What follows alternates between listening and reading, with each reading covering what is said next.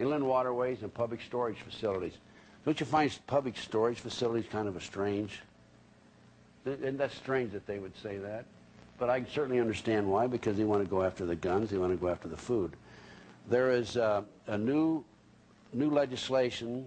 I heard it's been passed, but at least I can say without any question it's been proposed, that would limit the time limit that you have food on your shelf in your home. Yes.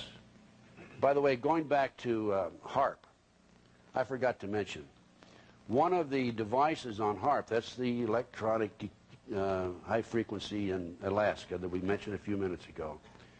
Any car that's been built the last 4 years has a computer chip in it. And HARP can freeze that car in place once they turn it on. They have the capability of doing that. In New Jersey, they recently passed a law that placed very high restrictions on the exhaust emission of automobiles, and it's been stated, and I have the records of this someplace, I don't have it with me here today, that most of the automobiles that are 10 years old and older will not be able to pass the emission test in New Jersey. And of course that would not include the automobiles that have been built in the last 4 years. Executive Order 11051 designates the responsibilities of the Office of Emergency Planning, giving authorization to put the above orders into effect in times of increased international tension or economic crisis, anytime they want to do it, in other words. Then comes the big one, Executive Order 11490. All of the above orders are immediately activated. President John Kennedy at Columbia University in 1963 said it perfectly. The high office of the president has been used to foment a plot to destroy America's freedom, and before I leave this office, I must inform the citizens of their plight. 10 days later, he was dead.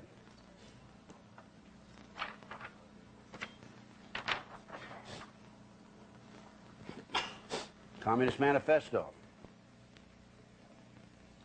The Communist Manifesto represents a misguided philosophy which teaches the citizens to give up the rights for the sake of the common good, but it also ends in a police state. This is called preventative justice. Control is a key concept. Read this carefully. Abolishment of private property. Heavy progressive income tax. Abolishment of all rights of inheritance. Confiscation of property for all immigrants and rebels. A central bank. Government control of communication and transportation. Government ownership of factories and agriculture. Government control of labor. Corporate farms, regional planning. By the way, to have corporate farms, you just about have to take over all the farms, don't you? Well, what are they doing in this country today? The big conglomerates are coming in and taking over the farms and the ranches when you can't meet your note in IRS, like in the Gordon Call case. Government control of education. Now let's look at. I took this out of the book recently. And these are, we're going back to the Illuminati now. We're going back 200 years. In a meeting on July the 16th, 1782, they set forth a 7-part goal. Order of chaos, abolition of private property, abolishment of inheritance, patriotism, all religion, abolishment of the family. What are they doing in this country today? Look at the moral fibers that are being destroyed through drugs. Drugs that are being brought into this country by government people. Creation of a new world order. 1782, a new world order.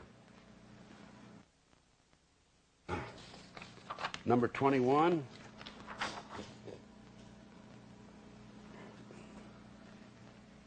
Economic war. Plans to rob the Goyams of their landed properties and industries were then discussed. A combination of high taxes and unfair competition was advocated to bring about the economic ruin of the Goyim as far as their national financial interests and investments were concerned. In the international field, he felt that they could be encouraged to price themselves out of the markets.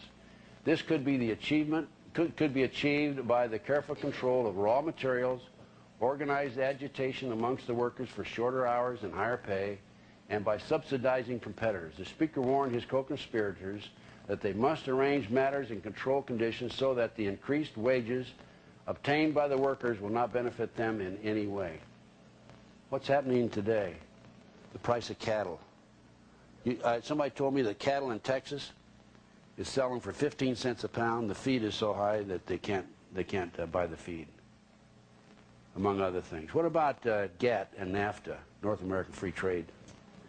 There's 16,400 Americans lose their jobs every day since GATT and NAFTA were passed. There's been over 800,000 people who've lost their jobs because of GATT and NAFTA. In the oil industry alone, from 1986 to 1992, the number of operating oil rigs dropped from 4,000 to less than 650. Oil was being we were self-sustaining ourselves to a degree, and in lieu of the active oil wells, we have instead 15 super tankers that are bringing 15 million barrels of oil a day into Houston, Texas. Zapata Oil Company owns 5 of these super tankers. Zapata Oil Company is owned by the George Bush family. All the oil that we have in Alaska, I understand that there's been a strike in Alaska, and there's no question we could be self-sustaining just from the oil that's available to us in that state.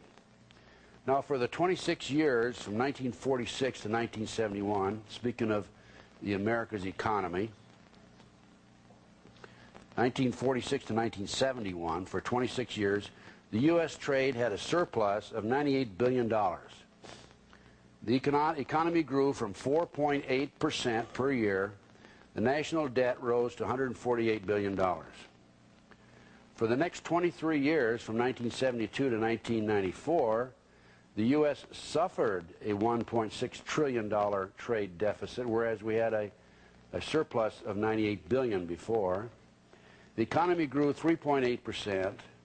The federal debt soared an annual rate of 3,200% per year, more than preceding 26, not per year, but the rate of 3,200% more than any preceding 26 years by $4.3 trillion.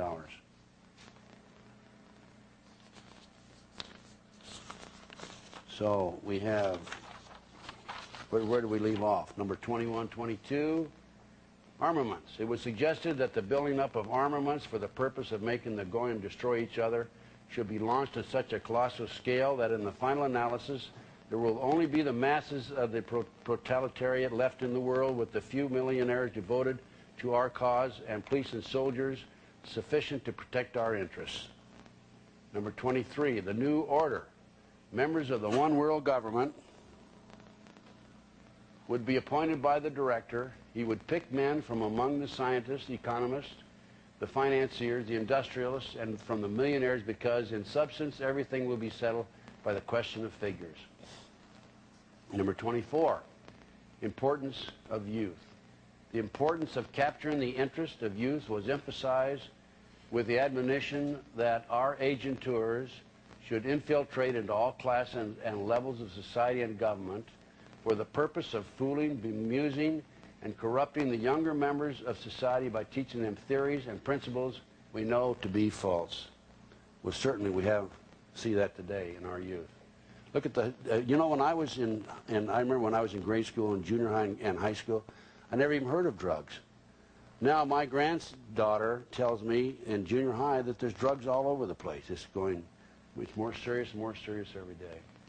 Number 25, national and international laws should be changed, but should be used as they are to destroy the civilization of the Goyim, merely by twisting them into a contradiction of the interpretation which first masks the law and afterwards hides it altogether.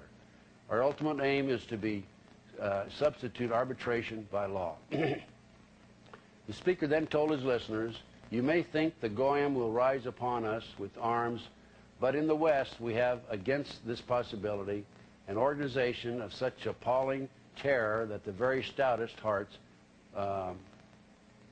quail. The underground, the metropolitans, the subterranean corridors, these will be established in the capitals and cities of all the counties before that danger threatens." I have from a number of sources, these are confidential sources, that there are numerous underground facilities available to our adversaries throughout the United States.